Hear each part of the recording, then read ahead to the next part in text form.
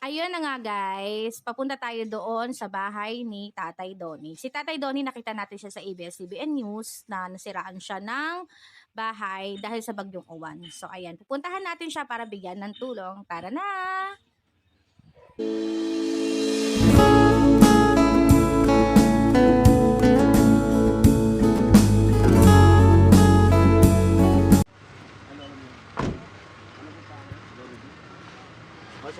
Siya si Tatay Donnie. Bisita ka na naman. Sikat ka na talaga. Tatay Donnie. Sakyan natin. I-atras nyo kaya yung sasakyan para di makaano. Atras nyo yung sasakyan para di makabala sa ano. Dito kasi. Saan na kayo? Opo. Diyan. Opo.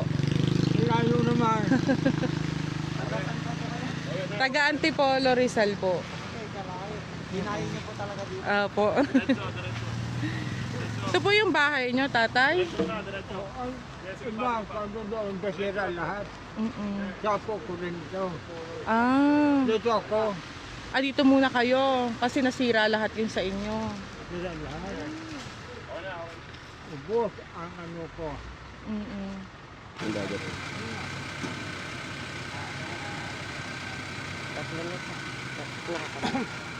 May bahay ako sa Antipolo. May bahay ako na.